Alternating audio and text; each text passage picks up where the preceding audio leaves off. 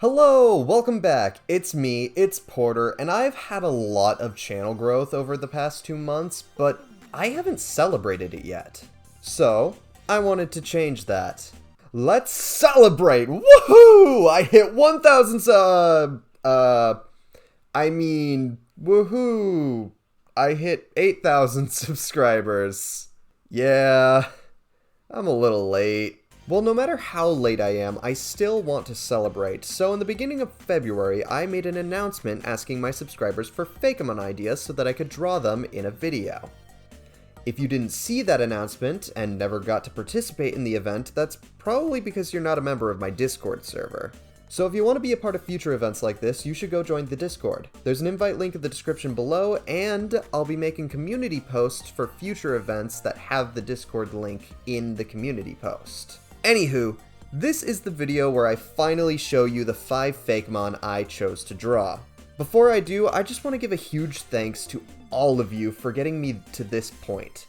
This has been a dream of mine for a very, very long time, and now it's finally becoming a reality.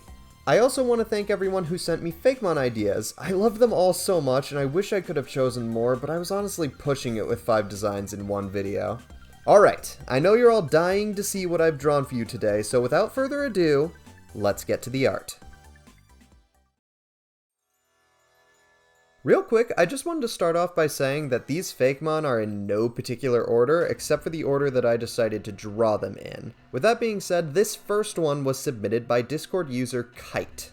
He called it Megaliwot, which was honestly one of my favorite names from this video. It's just so clever. The name is a combination of Megalodon and Megawatt.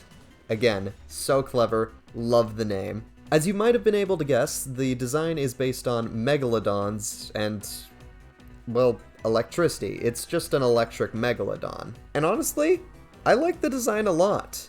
The only critique I would give it is that, well, it's just a little bit too simple. Simplicity in a Pokemon design isn't necessarily a bad thing. Not every Pokemon needs to be overly complicated or have multiple points of inspiration. There are plenty of Pokemon that just slap an element onto a real animal and call it a day. That's not the issue here. I like the idea of an electric Megalodon. A predator like that should have a typing that gives it an advantage against its prey. The aspects of it that I think are too simple are the shapes. So I started with the jaw, originally keeping it jagged to match the original design, but changing it later because it didn't look quite right. I then gave it a thicker body and added the electricity, which I shaped to look vaguely like shark fins. After that, I added some updated patterns from the original and turned the gill slits into lightning bolts so that I could tie in more of the yellow from its fins. Megaliwot, the Shark Pokemon, a water and electric type. Megaliwot is one of the largest and most dangerous predators in the sea. It was thought to have gone completely extinct, but was rediscovered by a man known as Kite. It uses the electricity surging from its body to zap the water around it, paralyzing nearby Pokemon and allowing itself a quick and easy meal. Megaliwot generates energy as water flows past its gills, so it keeps swimming forward no matter its condition. If a Megaliwot were to stop swimming, it would eventually run out of energy and die. Thank you for your submission, Kite. I would not have been able to make this design without it, so please let me know what you think of Megaliwot in the comments. In fact, why don't you all let me know what you think of these designs? I read all of my comments and I really value your feedback. You should also leave a like on this video and subscribe to the channel if you haven't already. I want to do another video like this when I hit 10k subscribers, and I'm only 2k away from that goal, so please subscribe if you're enjoying the content. Anywho, it's time to move on to the next design, and a lot of you will be happy to know that I've finally figured out how to stop the canvas from jittering around during the recording.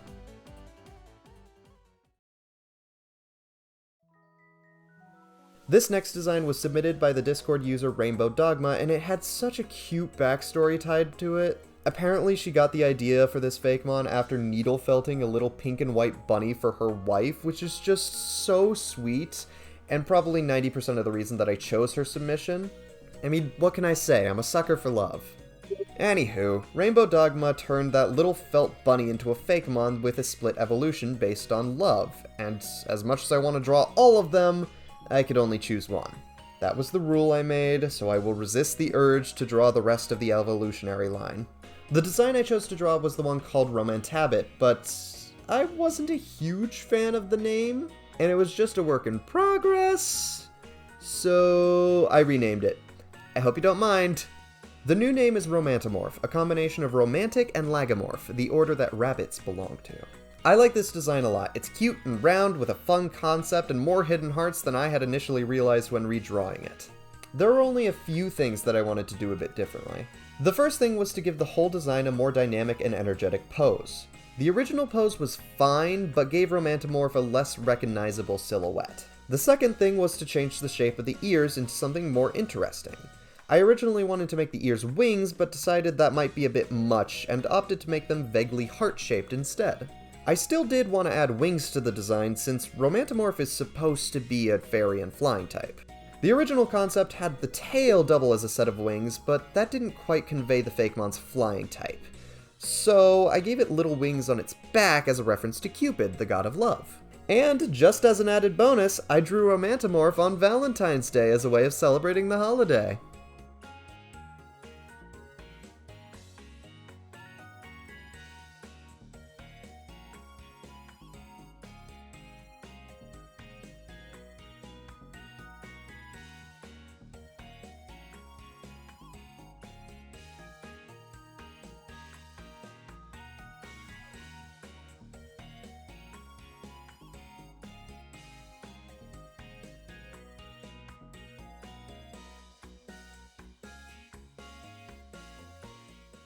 Romantamorph, the Love Bun Pokemon, and the evolved form of Rabitzi, a fairy and flying type. A Rabitzi can evolve into a Romantamorph when exposed to the love and affection shared between two human beings. When it does evolve, it has boundless energy and seeks to spread the feeling to whomever it can.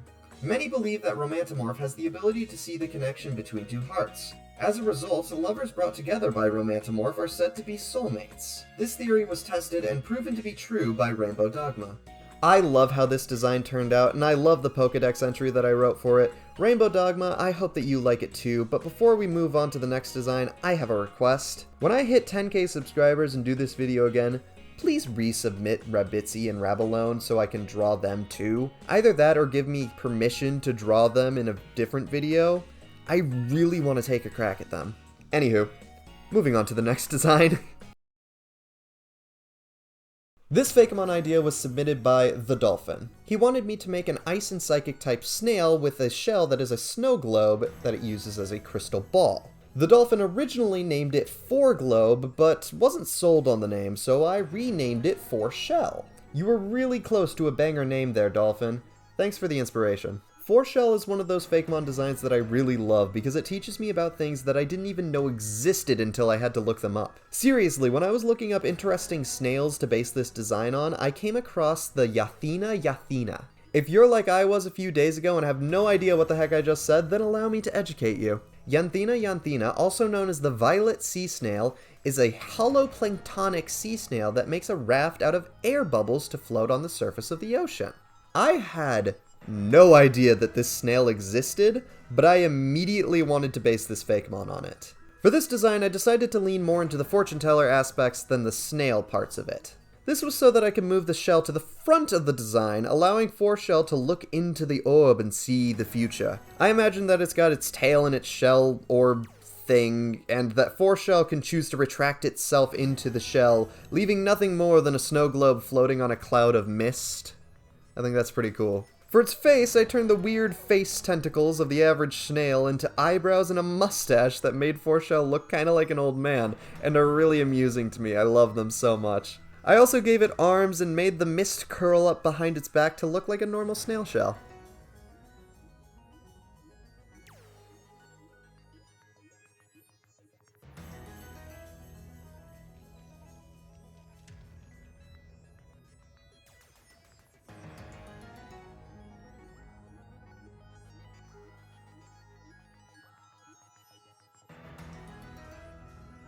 Forshell, the mystical Pokemon, an ice and psychic type. Forshell uses a cloud of cold mist and psychic energy to float on the ocean's surface. They will usually allow the current to carry them to new places, but can change course if they see danger in their future.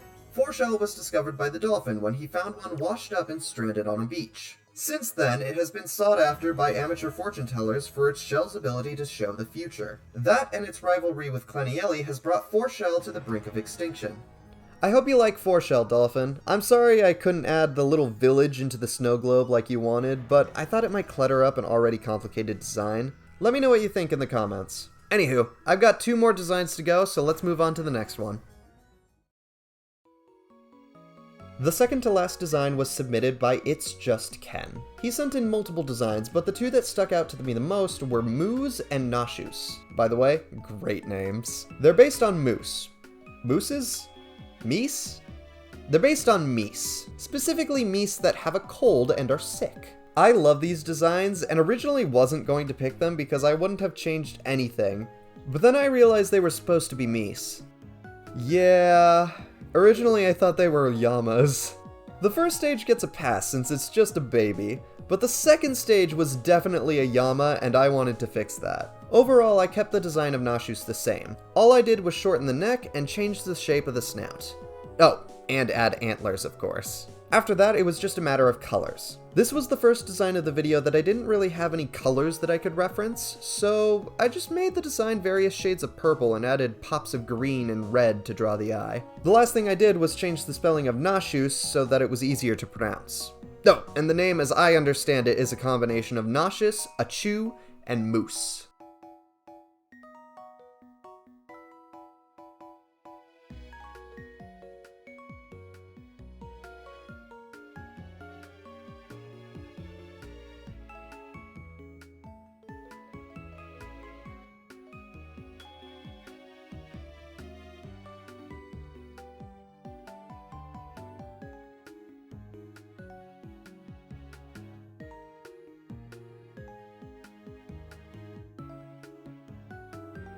Nauseous, the Contagion Pokemon, and the evolved form of Moose, a normal and poison type. The disease-inflicting Moose has evolved along with it, becoming stronger in Nauseous. Though highly contagious, it only seems to affect these 2 Pokemon in any significant way. Nauseous was discovered deep in the frigid tundra by It's Just Ken. It is believed that the combination of Nauseous' low body fat and choice of habitat are the main causes of its illness. However, attempts to relocate it have proven unsuccessful, as it will always attempt to return to its natural home. It's Just Ken, thank you for the ideas. I hope you like the changes that I made to Nauseous, and I hope you don't mind the jokes about it looking like a llama. I seriously loved your designs. I'm glad that I got the chance to add some of my own ideas to them.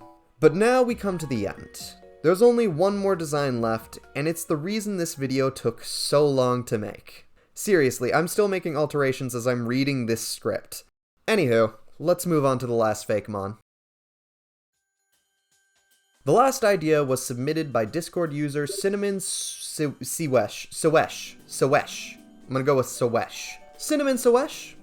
I just wanted to say, thank you for the really incredible idea. I loved it a lot, and I was really excited to draw it. But also, screw you. This design is incredible, and you're incredible, but holy cannoli, it took me 3 days to draw. Yes, my drawing sessions were not actually 24 hours long, and yes, they were broken up into small chunks, but still, Clanieli took me more time to draw than Gyarados, and it was only because I couldn't stop until I was 100% happy with the final product. What you're currently watching is my second to last try. So in summary, this is all my fault and Cinnamon really has nothing to do with it, but I refuse to blame myself for this and would instead like to blame Cinnamon.